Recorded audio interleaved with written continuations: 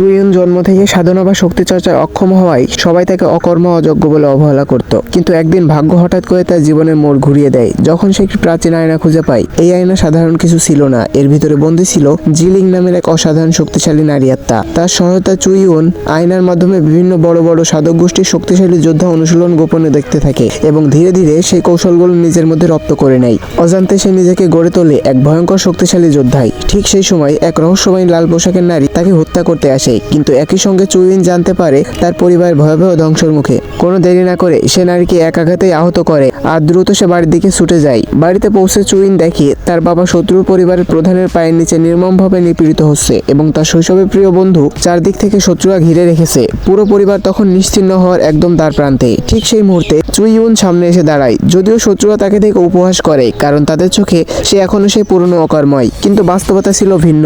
শত্রু পরিবারের প্রধান নিজের শক্তির দম্ভ দেখালেও চুইউন এক আঘাতেই তাকে পরাস্ত করে হত্যা করে। এই দৃশ্য দেখে সবাই হতবাক হয়ে যায়। তখন চুইউন প্রকাশ করে দেয় তার দীর্ঘদিনের ক্ষোভ। একটি সাধক গোষ্ঠী তার বাবার কাছ থেকে বিপুল সম্পদ নিয়েও তাকে কোনো রকম সাধনার কৌশল শেখায়নি, বরং 3 বছর ধরে তাকে দাসের মতো ব্যবহার করেছে। এই অন্যায়ের প্রতিশোধ নিতেই চুইউন একাই সেই গোষ্ঠীর ঘাঁটিতে আক্রমণ চালায় এবং নিজের বিশেষ কৌশল ব্যবহার করে তাদের সমস্ত যোদ্ধাদের শক্তি শোষণ করে পুরো গোষ্ঠী ধ্বংস করে দেয়। এই ঘটনার পর এক শক্তিশালী গোষ্ঠীর প্রধান নারী এসে চুইউনের শক্তিকে স্বীকার করে নেয় এবং তাকে এক বিরল প্রতিভা হিসেবে আখ্যা দেন। ভিডিওটির বাকি অংশ দেখতে কমেন্ট করো পার্ট 2।